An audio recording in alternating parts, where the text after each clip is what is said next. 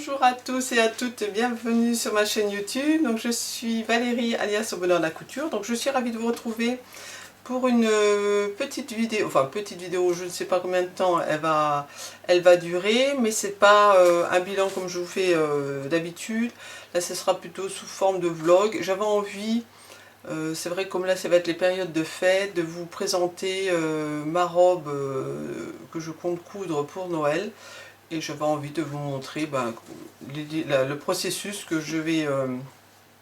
comment on va se dérouler l'enchaînement de la couture de cette robe. Donc c'est la robe Orage de d'Irendo. Donc c'est la nouvelle robe qui est sortie. Donc on peut la faire comme ça, donc ça sera ça que je vais faire. Vous pouvez faire aussi que un petit haut, comme ça avec manches longues, manches courtes. Et vous pouvez également faire que la jupe toute seule. Donc j'en ai profité d'acheter le PDF. Là il y avait une promo comme c'était leur anniversaire il me semble. Et puis comme ça je me suis dit ça permet de... j'ai déjà imprimé le patron pour pouvoir voir la quantité de tissu à acheter. Parce que c'est vrai qu'il faut quand même pas mal de métrage. Et donc voilà, pour minimiser le coût de l'achat du tissu. Donc au niveau du tissu... c'est vrai que moi au départ cette robe elle m'avait pas plus inspiré que ça, et quand j'ai vu la publication de Grisette, elle l'avait cousue dans un tissu velours, et c'est vrai que là ça m'a tout de suite tilté, et je me suis vue en robe pour Noël et aussi dans un velours. Et au départ donc je pensais partir sur un velours rouge. Et puis je me suis dit après rouge ça risque d'être un peu trop... pour remettre après par la suite dans d'autres occasions, je me suis dit ça va être peut-être un peu plus difficile. Et en plus j'avais repéré donc un tissu velours rouge chez Toretto Tessuti. Et tout compte fait il était épuisé. Enfin il disait qu'il n'en avait plus. Donc c'est là que je me suis dit je vais partir sur d'autres couleurs. Et donc j'avais vu un vert alors plutôt, qui tirait un peu vers le bleu canard, et il y avait un bleu style bleu roi. Et donc j'ai dit je vais faire une proposition sur Instagram, et donc j'ai quand même proposé un rouge que j'avais trouvé, donc qui était vraiment là, vraiment rouge chez Rascol. Et donc je remercie les personnes qui ont participé à ce sondage sur Instagram. Et donc il en est ressorti que votre choix c'était le vert, bleu canard. Donc je me suis dit, moi c'était aussi mon choix de départ. Et donc je dis je vais commander mon tissu. Et quand j'ai voulu commander chez Toretto, c'était marqué que le tissu il n'y en avait plus, qu'il avait été victime de son succès. Alors là je dis c'est pas possible, j'ai bien à peine d'avoir fait un sondage. Donc j'ai regardé après chez Rascol s'ils le faisaient aussi, et donc ils en avaient un, mais c'était un bleu canard, enfin c'était vraiment le bleu canard, donc il tirait plus vers le bleu que vers le vert. Donc je n'étais pas très sûre. Et je me suis dit je vais quand même envoyer un message à Toretto pour leur demander s'ils ont l'intention d'avoir de nouveau de ce tissu. Parce qu'entre temps, là par contre, au début quand il disait qu'il n'y avait plus le rouge il y en avait de nouveau. Donc c'est là que ça m'a un peu tilté. Je me suis dit on va essayer, on va tenter le diable. Et tout compte fait, ils m'ont répondu le lendemain, comme quoi ils en avaient, et ils me proposaient, donc je ne sais pas comment ça fonctionne, ils me proposaient de cliquer dans un lien spécifique. Et donc en cliquant dans ce lien, j'ai pu commander mon tissu. Donc pour commander, c'est vrai que pour cette version en laise 150, ils préconisent 3,10 m. Et donc moi, j'ai posé mon patron que j'avais imprimé, et donc je suis tombée à 3 mètres, que 3 mètres ça devait suffire. Donc j'espère qu'il n'y aura pas de souci. Alors pour les tailles, donc moi je suis partie sur un haut en 40 vers un 42 à la taille, et donc le bas, la jupe en 42. Par exemple pour le tour de poitrine, en général moi je fais 90, et c'est vrai qu'un 38 c'était 89 et un 40 93. Sauf que moi en général c'est pareil, ils disent toujours il faut que je prenne un 38, mais au niveau de mes épaules je suis obligée de partir quand même sur un 40, sinon ça me fait un peu trop juste. Donc je vais partir vers le 40. Et le 42, donc le tour de taille, c'est 76 et hanche 102, c'est exactement ce que je fais. Donc je dis bah c'est bon. En plus comme le tissu il est extensible, donc il fallait un taux de 60% d'extensibilité. Donc le tissu de Toretto c'est ce qui est marqué. Donc je leur avais demandé en plus et j'avais pas vu que c'était marqué sur le site. Donc c'est un taux à 60%, donc ça sera bon. Et après, il donne les dimensions du vêtement fini, donc automatiquement, c'est des dimensions qui sont négatives du fait de l'extensibilité du tissu. Donc voilà, je suis partie là-dessus. Donc au niveau du... Donc moi j'ai imprimé donc, le PDF, c'est vrai qu'on a des calques. Donc j'ai imprimé donc, la taille 40 et 42. Et donc j'ai juste gradé moi au niveau du buste. Alors le buste... Voilà, donc et par contre je me suis rendu compte que j'ai oublié de faire le dos. J'ai donc gradé, alors je vais peut-être vous montrer sur, ce sera plus parlant.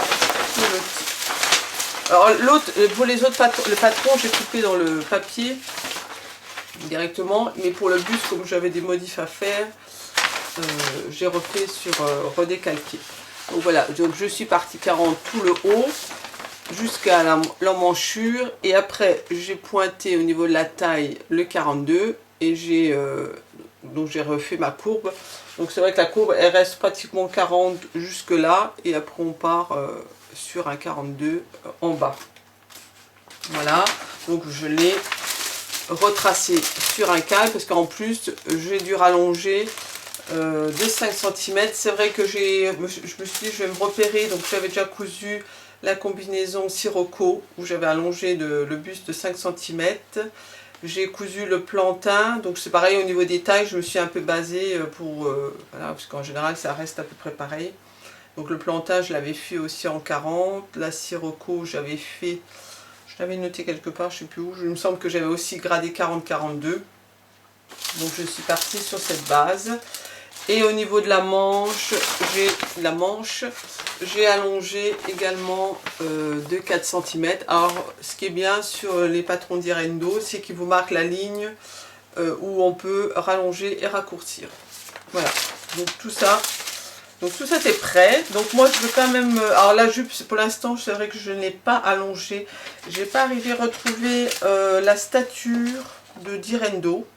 Alors, je ne sais pas si... c'est noté quelque part. En essayant comme ça sur moi la jupe, je trouve que la longueur ça a l'air de correspondre. Et maintenant ça dépendra de mon tissu parce que si j'ai assez ou pas pour allonger, c'est pas sûr maintenant. Et j'espère parce que la laisse maintenant eux ils préconisent 150 et là je sais plus du tout quelle laisse c'était. Donc j'espère que je ne vais pas être bloquée au niveau de la jupe parce que la jupe, vous voyez, elle est quand même assez évasée. Donc je suis obligée de tricher. Alors moi je vais faire une toile. Alors j'ai recherché des tissus. Donc j'ai retrouvé mon tissu de ma combi Sirocco qui était prévu pour un taux aussi de 60%. Donc, et mes problèmes c'est qu'il me reste que ça. Donc je ne vais pas faire couper grand chose dedans. Et j'ai retrouvé ce tissu là. Alors par contre, bon, on n'est pas vraiment à 60, mais il est quand même, vous voyez, assez extensible. Et là, j'ai un bon petit morceau. Donc j'espère que ça va, je vais arriver à couper là-dedans. Vous voyez, le bleu, il me reste un peu ça. Et j'avais trouvé ce crêpe-là, mais au niveau du taux d'extensibilité, vous voyez, on est vraiment faible. Donc je pense que je ne vais pas essayer là-dedans. Donc je vais coudre ma toile, je vous montrerai l'avancée et puis après le tissu normalement je l'ai vu il est en cours de livraison, donc ça on va bien avancer, donc voilà, donc on se retrouve après.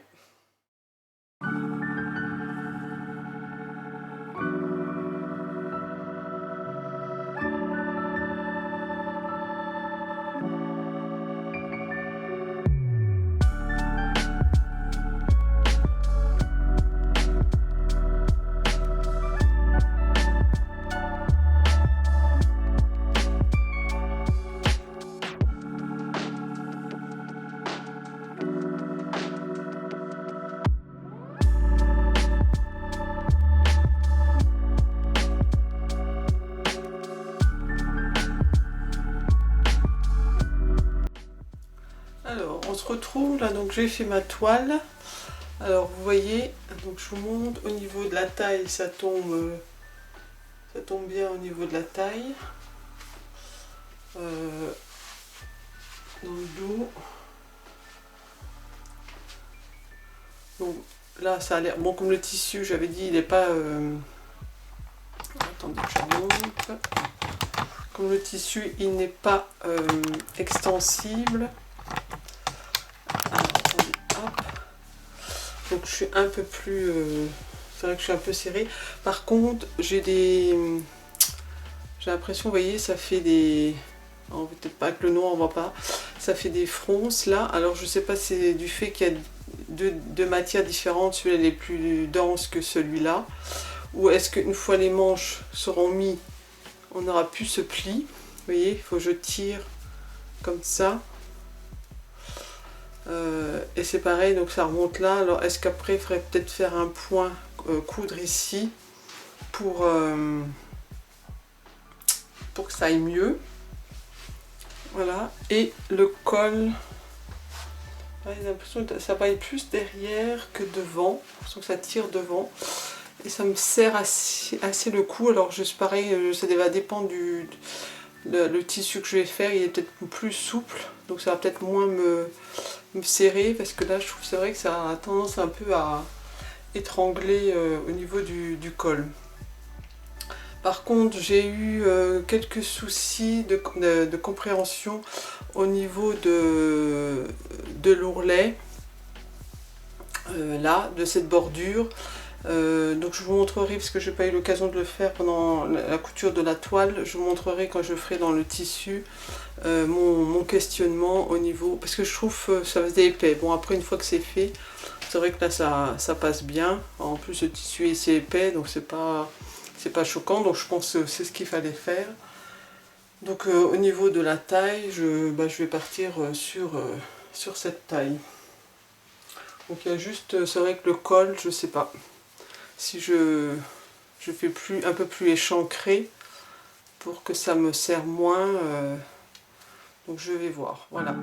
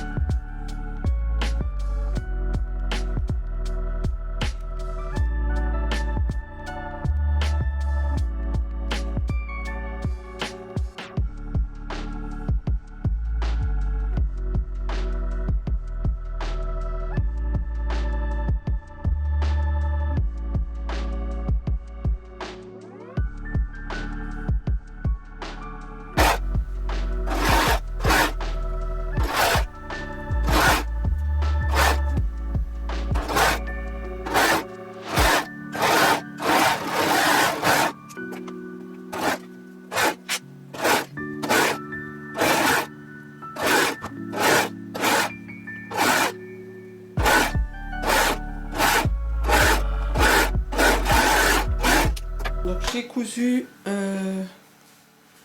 donc le corsage, donc les bandes de finition. Donc c'est ce que je vous disais là qui m'interpellait. Donc voilà, j'ai surjeté. Est-ce qu'ils disent donc il faut épingler la bande de finition, non, coucher la bande vers le surplus de couture. Voilà. Donc moi je pense qu'il faut que je couche comme ça. Comme ça. Donc replier là une fois par-dessus le surplus, puis complètement sur l'envers de l'empiècement. Donc je pense qu'après, il faut que je remette ça à l'envers, comme quand on fait un biais caché. Voilà. Et après on le verra, tout sera derrière, comme ça. Donc devant, on est comme ça. Et moi, c'est juste ce qui m'embêtait, c'est que ça faisait un peu une épaisseur. Et après, donc je vais faire une couture... eux disent de faire à la double aiguille et moi je vais faire un point, j'ai à la recouvreuse un point normal comme à la machine à coudre mais qui est stretch, donc je ferai ça. Donc ça je le ferai après parce qu'il faut que je refasse un enfilage spécial sur ma surjeteuse. Donc là je continue les explications, vous voyez, donc c'était ça. Donc j'ai fait l'étape là. Donc là c'est eux qui disent de replier et j'ai fait l'étape là de l'encolure. Et après donc on va en mettre l'empiècement. Ouais, donc il faut quand même que je fasse d'abord ma couture, donc il faut quand même que je fasse l'enfilage.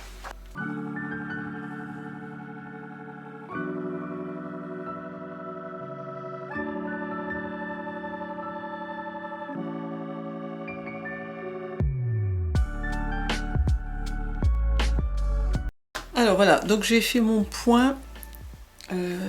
Donc mon point de chaînette, je ne sais pas si vous verrez bien, vous voyez derrière. Alors avant, pour faciliter le travail, j'ai bâti avec du fil hydrosoluble. Comme ça, quand ça m'a permis de me guider par où je devais coudre, et ça me permet, parce que des fois quand on coud dessus sur le fil de bâti, on n'arrive plus à l'enlever, et donc là l'hydrosoluble, en le mouillant, il va disparaître. Donc là j'ai à peu près bien réussi. Le premier par contre, à un moment donné, du fait c'est quand même un peu épais, j'ai cousu un petit peu à côté, donc j'ai refait un point à la main pour reprendre. Voilà. Donc j'ai pris du fil noir, je n'avais pas de fil vert. Alors c'est vrai que ça rend bleu à l'écran, mais c'est un vert, enfin un bleu, comment on appelle ça, la couleur bleu canard.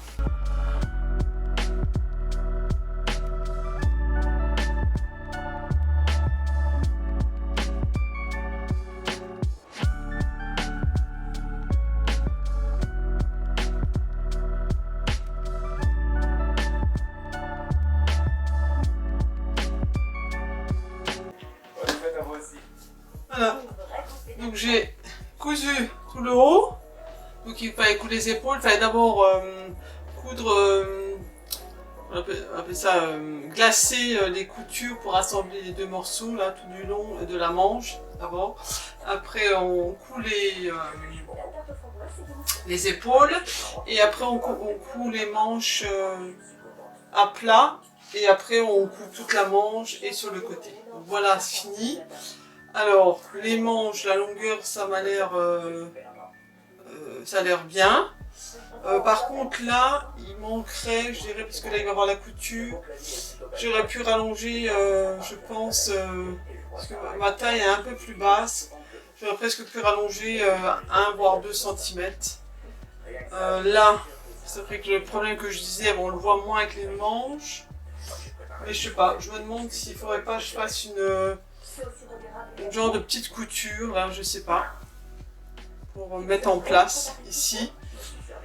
Et au niveau du col, comme il va y avoir le col comme ça, là, vous voyez, donc c'est un gros col. Je me pose la question, je ne vais pas laisser faire un ras du cou, parce que j'ai peur ça me serre, donc je vais essayer de faire un test. Vous voyez là, ou faire juste une petite bande ou un ourlet, je sais pas, donc à étudier. Donc voilà, il me reste plus qu'à mettre, assembler les deux pans de jupe. Donc il me reste à faire les deux pans de jupe à assembler, les rassembler là et faire tous les ourlets. Et il reste, je vous dis, le col là, donc je vais réfléchir ce que je vais faire, quoi. Donc j'ai fini de coudre ma robe. Je vais vous montrer une petite vidéo portée pour que vous ayez un aperçu. J'ai essayé de la porter avec une ceinture. Je vous montrerai avec une ceinture et sans ceinture. Et vous me direz ce que vous en pensez, ce que vous trouvez que c'est mieux sans ou avec. Et puis bah voilà, on se retrouve après pour le débriefing, pour vous expliquer un peu si j'ai eu des petits soucis, etc.